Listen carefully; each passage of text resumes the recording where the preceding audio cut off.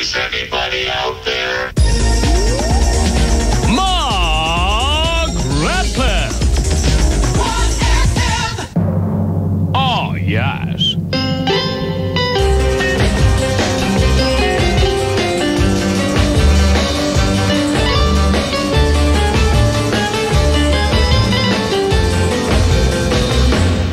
And welcome back to Stuart Maconie. Thanks for having me back. Always a pleasure, never a chore. Right, indeed. Anyway, so obviously, top journalist. What have you been doing in your top journalistic career of late? Usual stuff.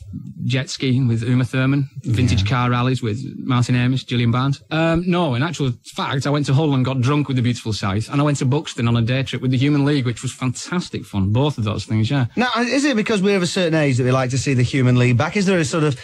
Are they the acceptable face of the 80s revival? I don't think so. I think what it is that some people attain a status whereby they just are the recipient of great love from the British people. Would you agree? You know, like Eric Morecambe, Thora Hird, you know, and I think the Human League... Go on, think of some more now while I'm saying this. And Ronnie Corbett. Oh? Ronnie Corbett, possibly. Nah. Yeah. Jeffrey Archer. Ronnie Barker, maybe. But I think the Human League are at that point. And as one of the members of the Beautiful South pointed out, if you ever wanted to get some pets in the band, that would be a difficulty vis-a-vis the name, wouldn't it?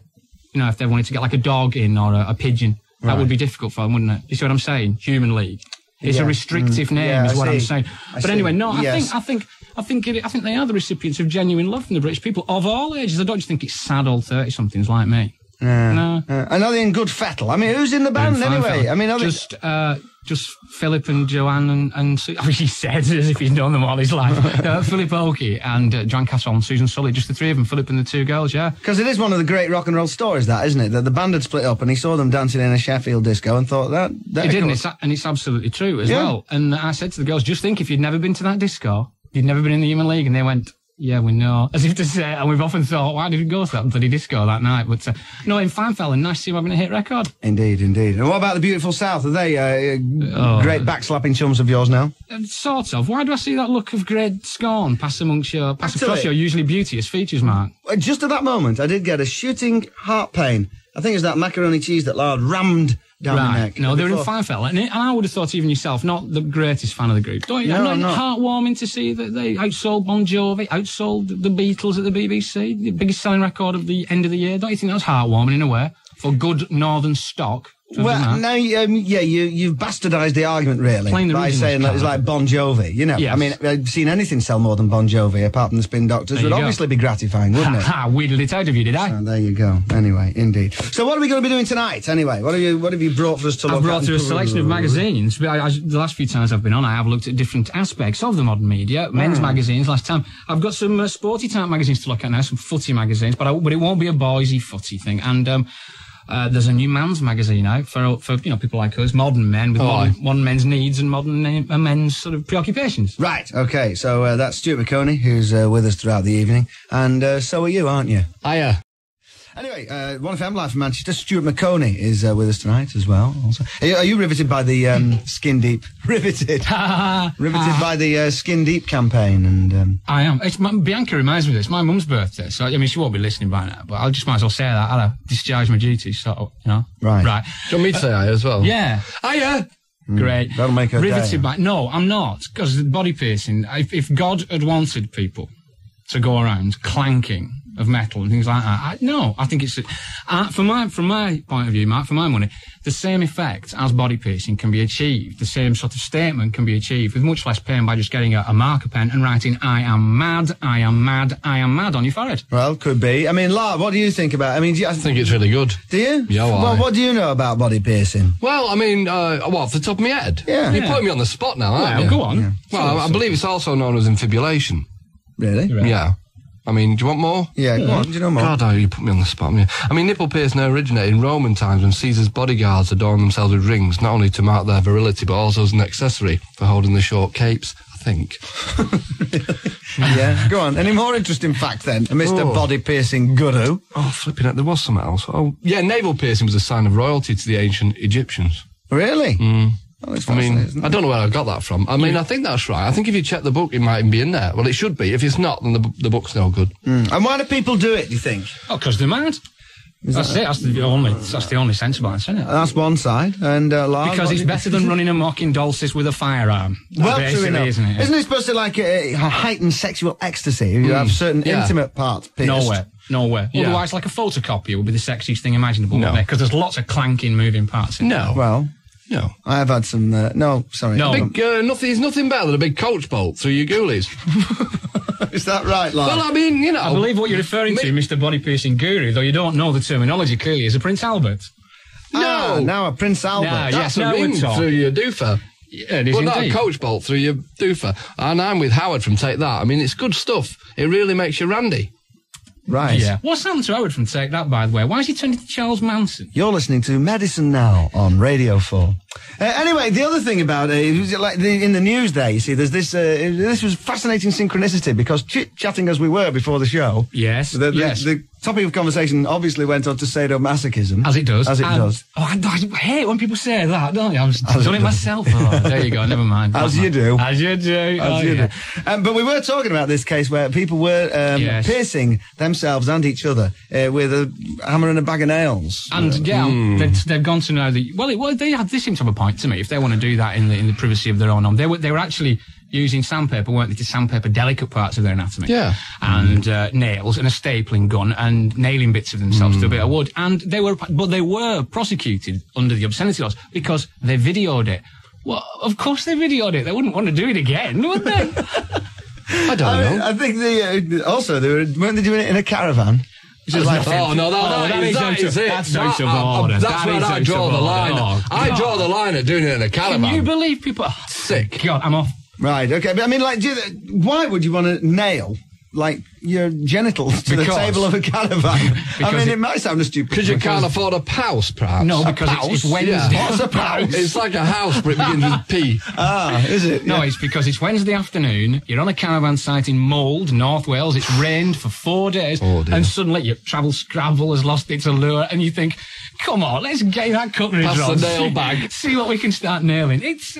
Jay, I'm coming round to it now. I'm winning them over. Come on, man. 2 hours in this room with us, and, yeah. Ow. Right, past the Spear and Jackson. Yes, you see, there's a logical explanation for everything. Stuart Maconie is still with us, and we've obviously done the body piercing bit, and that sort of does lead us gently to sport. Well, it does, and it all seems so long ago now, but earlier on I was leafing through on the train some football magazines, and what I noticed is that it all changed since I was a lad, football magazines. I don't know if either of you were connoisseurs of the football press and you were a lad, but there was the football pink, wasn't there? Yeah, shoot. Yeah. Well, and all like the headlines were always Scroggins gets last minute equaliser for Bradford Park Avenue. It was all Bovril and Flatcap. Right. Shoot.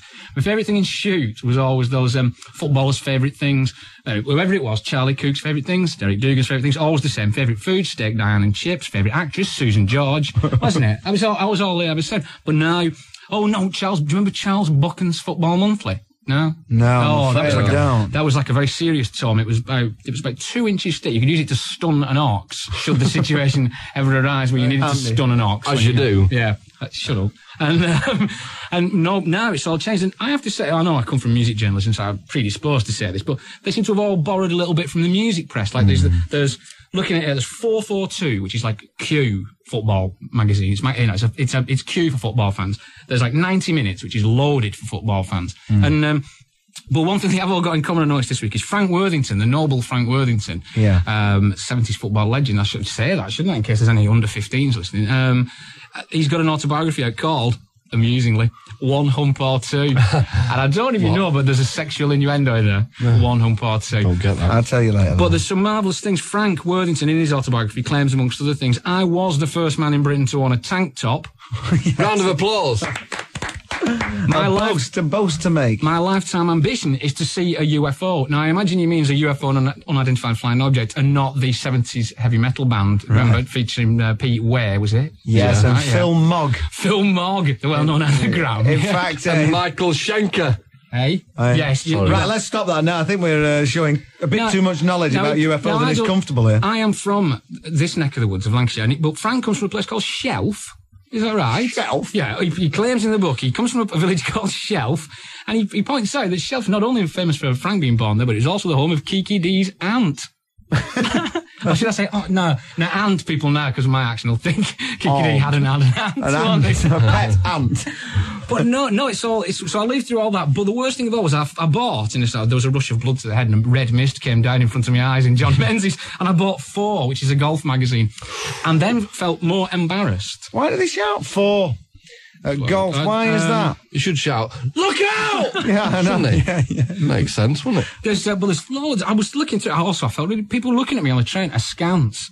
And I realised that it's slightly more embarrassing to be reading a golf magazine than it is to be reading, whatever those, Razzle, is it? Is that the name? Is that the name of a well-known pornographic magazine? I don't know what you're talking about. I haven't a clue, mate. All right, let's say Razzle or Dazzle is. And people were just looking at me, and I thought, golf, it's not sexy, golf, is it? It's never going to be sexy. There's articles on Greenkeeper of the Year, I know. Yeah. And having said that, I suppose, like, Veruca Salt Tattooer might be seen as quite specialised and sad if you're not into the music press, but no, and I thought, it's always going to lag behind. You're never going to get people saving up to buy a replica lime green Pringle with Ian Woosnam's name written on the back, are you? I don't know. I mean, maybe you are at a certain age. I mean, do you think you're it's probably one of these things. Do you think that your life is effectively over when you join a golf club? Is it one of those things? I recently, for want of something, but I didn't join one. No, I played a round of golf.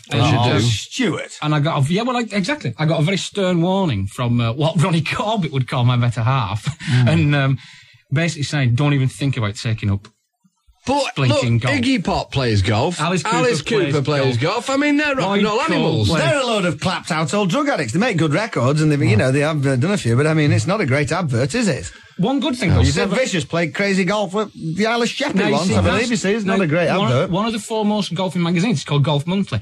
What I'm saying, Crazy Golf Monthly. There's a gap in the market there. They could have Painting Your Windmill, how to get the little ball through that little concrete pipe. Brilliant. Crazy Golf Cut Monthly. out and keep one. It's a winner. It's a niche market, obviously, but why do they call it 4? If anybody knows why they say 4 at golf, phone in on 0612. Actually, don't bother, because we don't give a toss about golf. Molly Halfhead. It was a quote from Stuart Maconie on the sleeve of this little mini sample. Oh, you're not going to... What, you want me to read the site? Well, is it worth reading?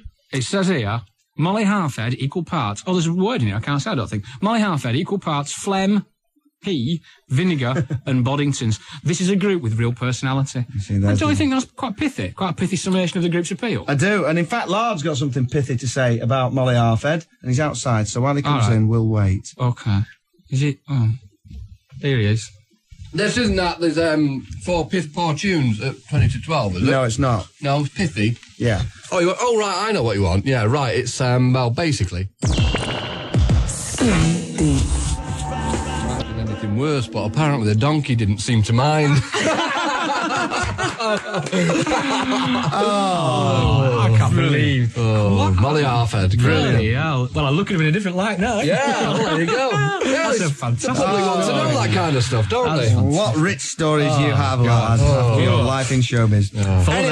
Anyway, well, someone's going to have to. But I mean, is there a kind of... You were talking about football magazines having taken something from the style of music journalism. Yeah. Is it almost like that the only thing you could get that wasn't kind of mainstream football journalism for a long time was fanzines, as it was with punk. And now the kind of music journalism has undergone this renaissance into Q and Mojo and all these kind of... So has it become like Flash, like, sort of Flash but still designer-ish now? Well, I think you can see that, some of them are designer-ish in that they want to appeal to people who've got, in-car CDs of, who would it be these days? The Counting Crows, probably. I know. Whereas when Saturday comes, still maintains a sort of, it's still Peely, Half Man, Half Biscuit. I nearly said another group then that I think will get me hit. The Fall. That kind of area of music, yeah. But I think you're right. The music football crossover, yeah. You've teased out a strand there, I think. And there's this new magazine launch called Men's Health. Men's Health, yeah. Not on the streets yet, as we said, but I think me and you have leafed through a copy. And,